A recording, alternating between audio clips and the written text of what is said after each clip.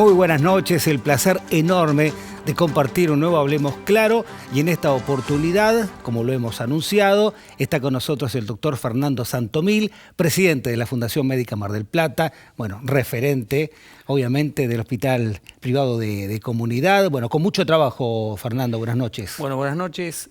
Antes que nada, gracias por la invitación. Siempre también es un placer venir y poder contarte en qué estamos. Mucho trabajo, muchos proyectos, en un contexto sociocultural y económico cambiante. Justamente la gran historia de la Fundación ha sido surfear distintas etapas de la Argentina, pero bueno, estamos con proyectos, estamos en una, digamos, situación de sustentabilidad y nos permite a nosotros un poco pensar en el futuro como lo hicieron nuestros pioneros, ¿no? De 60 años hasta acá, así que bueno, sí, con mucho trabajo, resumiendo. Así es, y en ese resumen, mucho hay que hablar de lo que están haciendo, del fortalecimiento de la relación de la Fundación con la comunidad, puesta al servicio también, ¿no? Sí, parece un tema semántico, pero este es un hospital de comunidad. O sea, en su momento, allá en el año 1960 y un poquito antes, había una necesidad de crear hospitales que llamaban de comunidad porque tenía que tener una fuerte impronta de la comunidad apoyando el desarrollo de estos sistemas. Y fíjate que el artículo 1, siempre lo menciono porque me parece que siempre hay que volver a esa base, es del 14 de abril del 65, claramente aquellos primeros médicos pioneros dan por sentada la creación de una fundación que tenía que tener una fuerte penetración, digamos, en la comunidad. O sea, ningún logro de esta fundación sin fines de lucro tenía que estar relacionada con que se usufructe puertas adentro. O sea, que había que salir realmente a compartir los logros con la comunidad. Y hay una cosa que a mí me motiva y a veces nos lleva a algún debate interno, que es reunirse y juntarse con todos los integrantes de la comunidad, en este caso de Mar del Plata, que tuviesen intereses similares. Creo que por eso estamos sentados acá hablando de esto. O sea, todos tenemos un interés en mejorar colectivamente. A mí me emociona mencionar y hablar y ver la historia, porque es una historia que no está libre de cierta utopía. Hay filántropos que siempre pensaron que había que migrar de un sistema individualista. De hecho, fíjate que en la inauguración allá del primer hospital de Reforma en el año 61 se habla de intentar que la comunidad no tenga un médico de cabecera, sino que tenga un hospital de cabecera. Y eso es un poco el espíritu nuestro actual, y procuramos, sí, tener una impronta en la sociedad. Y nuestros logros, realmente intentar comunicarlos e intentar que pueda participar, digamos, la comunidad, ¿no? Claro, y una muestra de ello, ¿no? Y en estos tiempos fue lo que pasó hace algunos días atrás, bueno, con la donación de una ambulancia, ¿no? Al servicio de la sociedad. Fíjate vos, ¿no? Porque en honor a la verdad,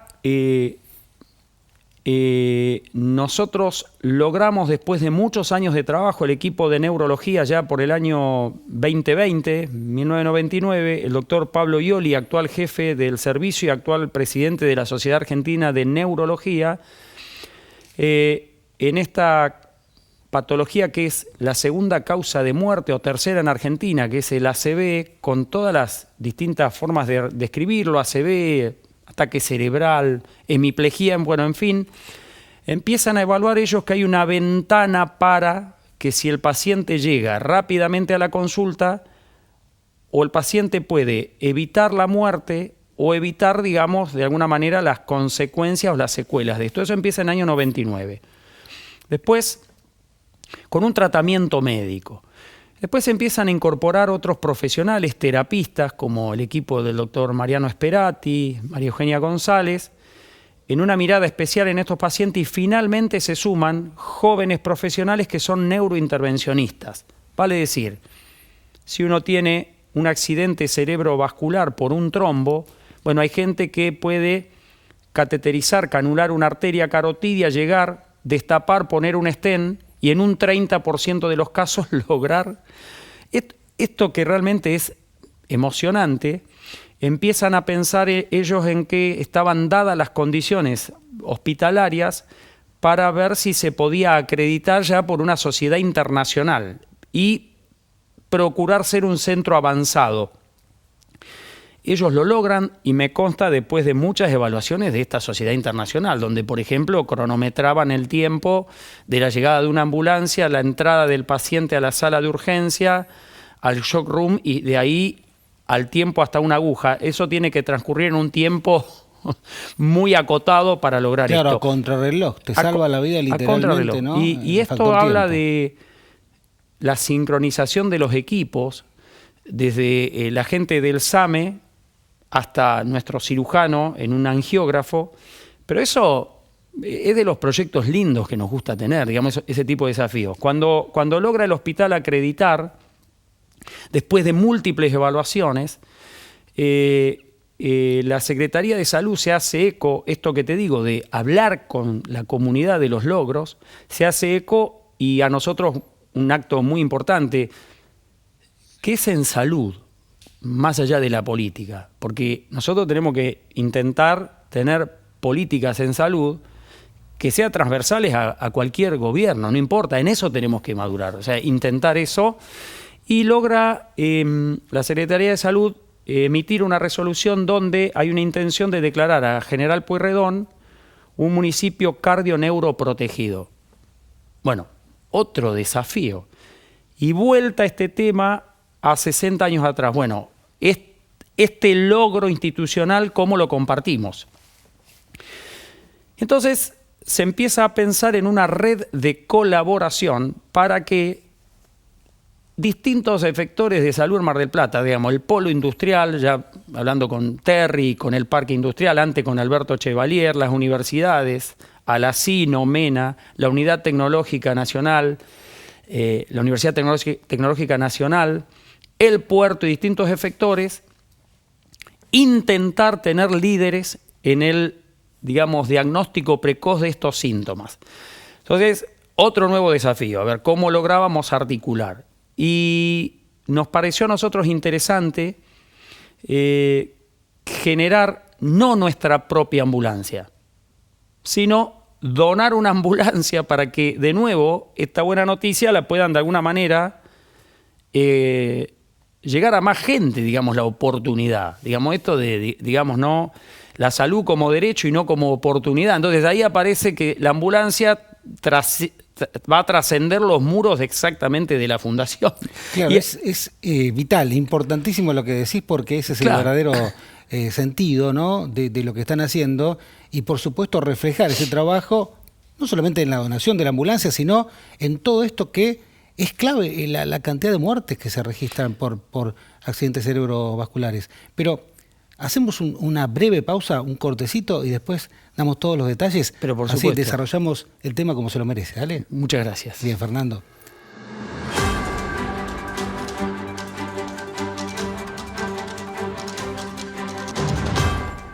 Bueno, Fernando, Centro Avanzado del Manejo de ACV, en eso habíamos quedado, ¿no?, en desarrollarlo porque, como decíamos, clave determinante, el factor tiempo, ¿no?, para salvar vidas.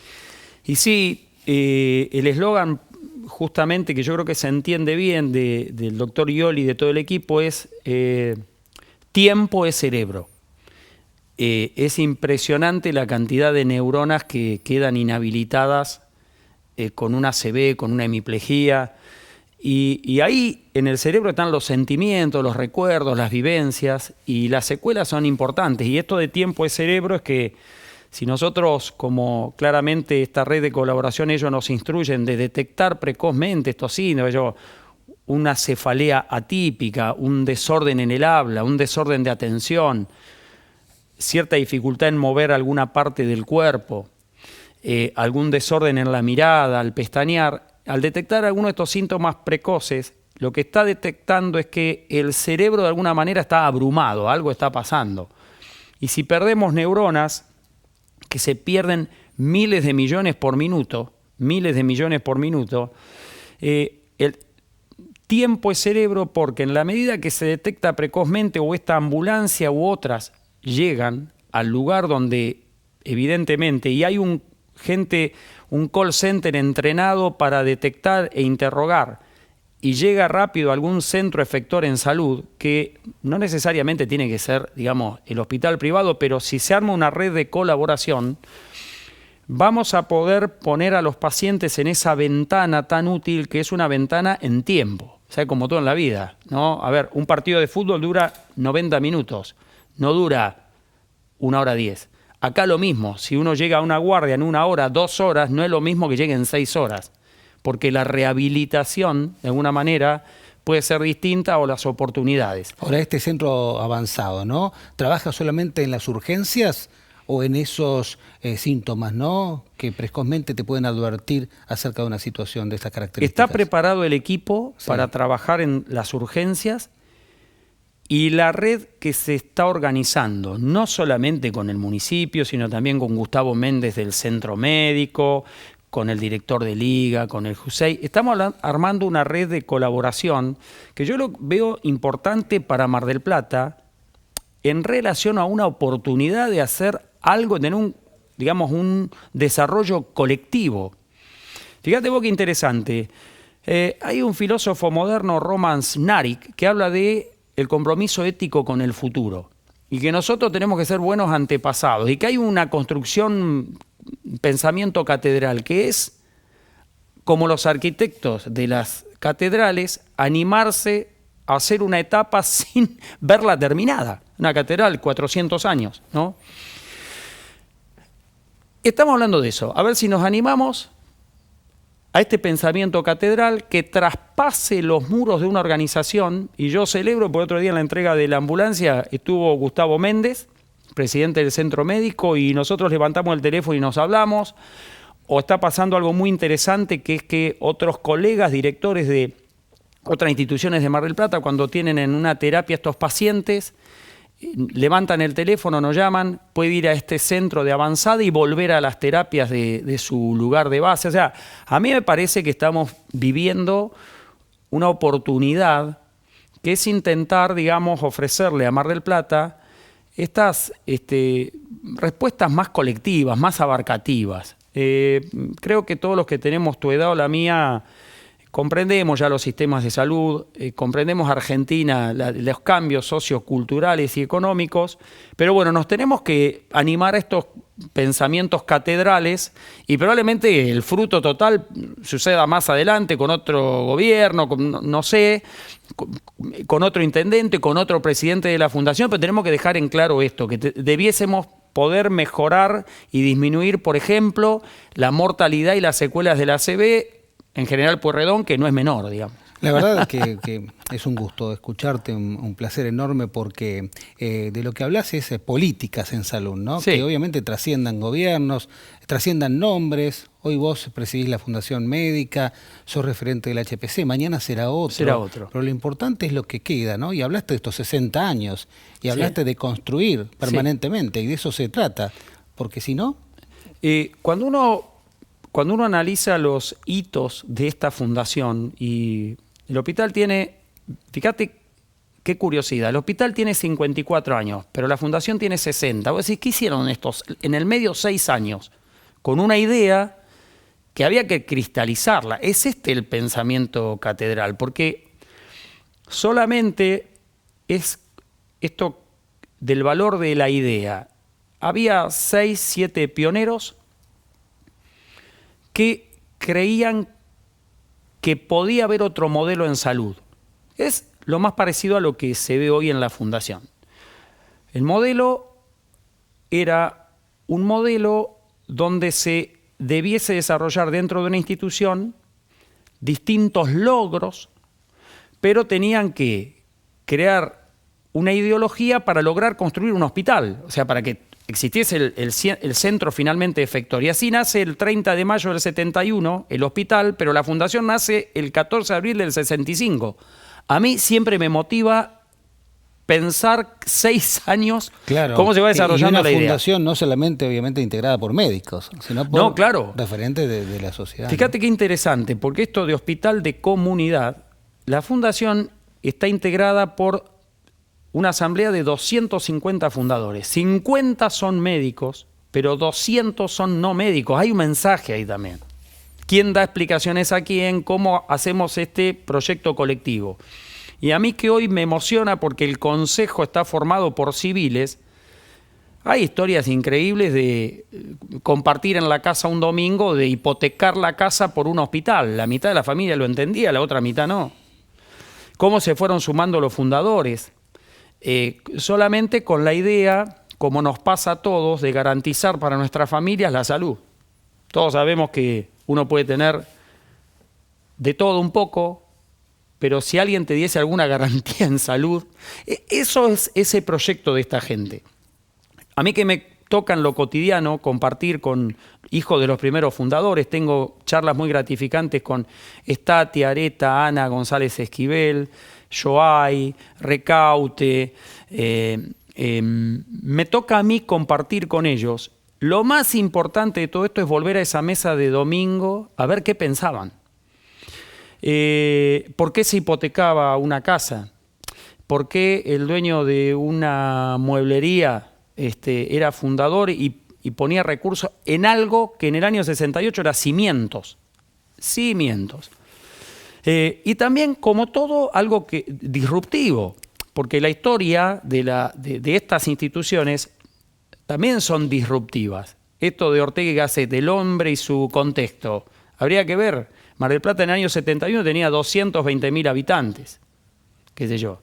En el 65 tenía menos. En el 55 Ramón Carrillo le pide el gobierno que por favor descentralice la salud y cree hospitales que no existían, lo que hoy conocemos. Entonces, nadie crea la historia viene, uno hace una revisión y la intenta continuar, pero yo vivo todos los días esta impregnación del modelo, digamos, de esta fundación sin fines de lucro, donde tenía que los médicos procurar estar en tiempo completo y dedicación exclusiva, escuela de enfermería y formar nuevos médicos. Entonces, la escuela de enfermería del hospital es del año 72.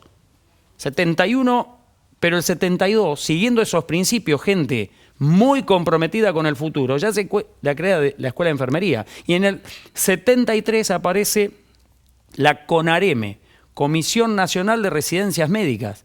Por eso el hospital tiene 2.000 egresados. Son todos datos que hacen a la historia y a la visión, ¿no?, de futuro, como los fundadores la tuvieron en ese momento. Ustedes también la están teniendo para el futuro y para el bien de la sociedad. Y de eso se trata, ¿no? Renovación continua y siempre estar en este sistema de mejoras, como ustedes mismos están presentando en los trabajos que hacen y con referentes lo explican muy bien. Pero nos detenemos nuevamente, vamos a una pausa, porque también hay que hablar de inteligencia artificial, robótica, todo lo que están haciendo en ese aspecto, ¿no? Porque es ayornarse al servicio de la gente, de la comunidad. Por supuesto. Pasemos un ratito, Fernando, ¿vale?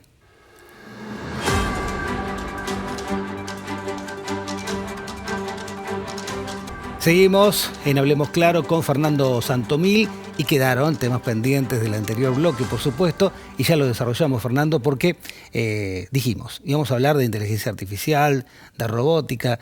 ¿Cómo están trabajando en ese aspecto? Estamos trabajando, estamos ingresando prudentemente a la robótica y a la inteligencia artificial. Nosotros incorporamos un modelo de robótica, es un modelo inglés, que en este momento es el modelo implementado en el Reino Unido, que es de CMR, es un modelo desarrollado en Cambridge, y nosotros tuvimos la oportunidad, digamos, de poder acceder al modelo. Ingresó acá en Argentina en el año 2024 y ya por abril hacíamos las primeras cirugías. Y estamos en pleno desarrollo, hay 5 equipos trabajando y esos equipos ya están formando gente nueva y tenemos números muy promisorios, pero como todo lo que necesita, como lo que acabamos de hablar de ACV, requiere una fuerte evaluación de datos, de estadística y todo lo demás. Ya los vamos a presentar, pero es muy promisorio. Se está desarrollando bien la robótica y los resultados son satisfactorios, pero somos prudentes. Somos prudentes porque también creemos en nuestro propio modelo de robótica. La Fundación siempre tuvo una forma particular y distinta de desarrollar los proyectos. A veces son un poco más lentos, pero tienen que ser sólidos. Bien, y la gente, el paciente, ¿cómo se toma lo de la robótica, lo de la medicina de precisión, ¿no? Pero siempre con el control, obviamente, de los humanos? Sí, claro, no hay robot, mira, no hay robot autónomo, sí. Aunque acabo de llegar, para sorpresa mía, del Mundial de la Sociedad de Cirugía Robótica, que fue ahora en Estrasburgo. ¿Y por qué se hace en Francia? Porque las plataformas chinas presentaban los modelos después de 20 años de que otra robótica tuvo una patente, ¿no?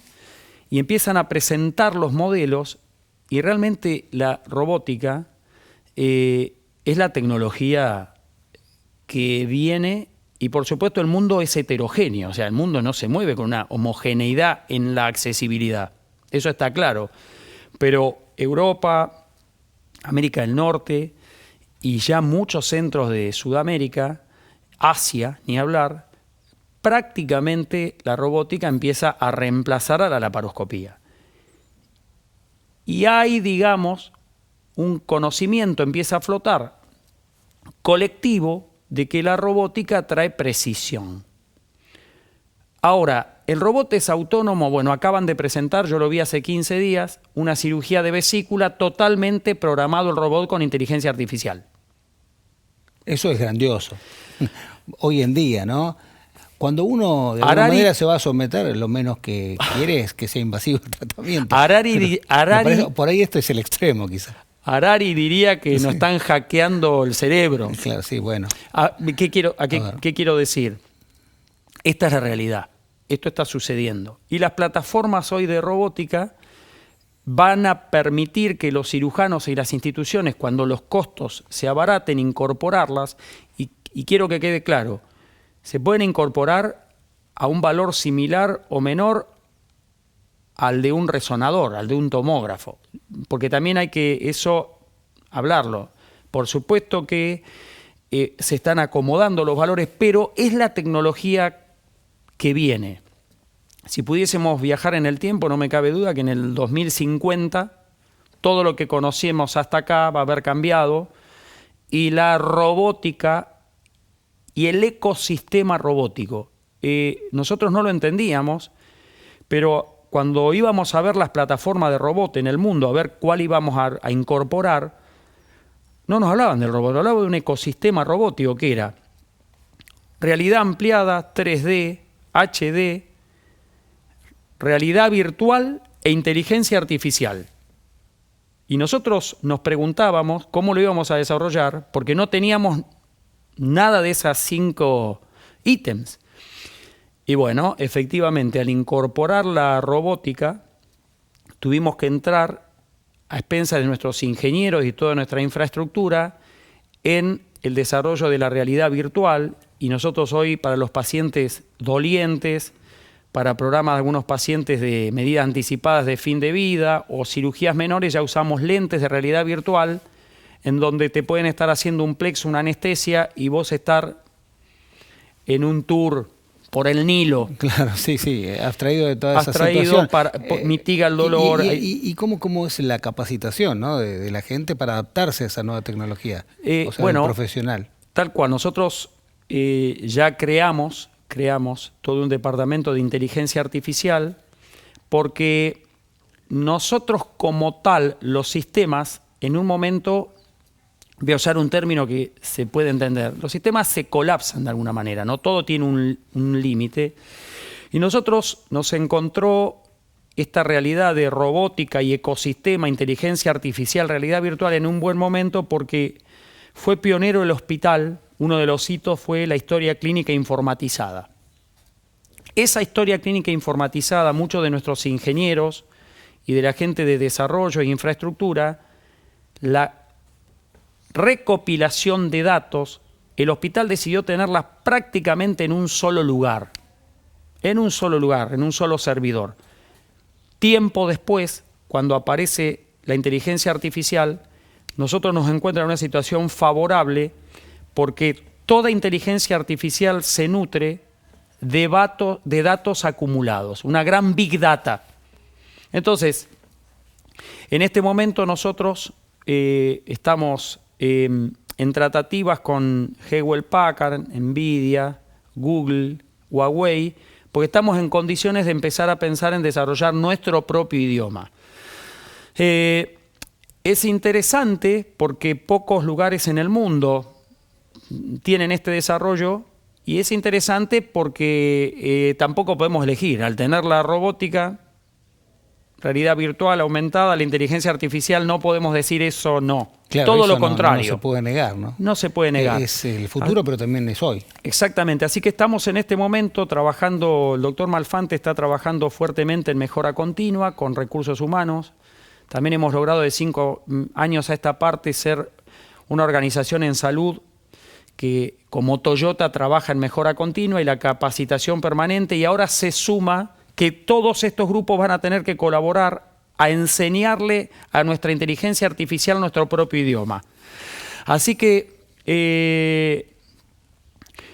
el futuro, de nuevo, tenemos un compromiso ético y es un pensamiento catedral. Muchos consolidarán, rectificarán o ratificarán lo que estamos haciendo ahora.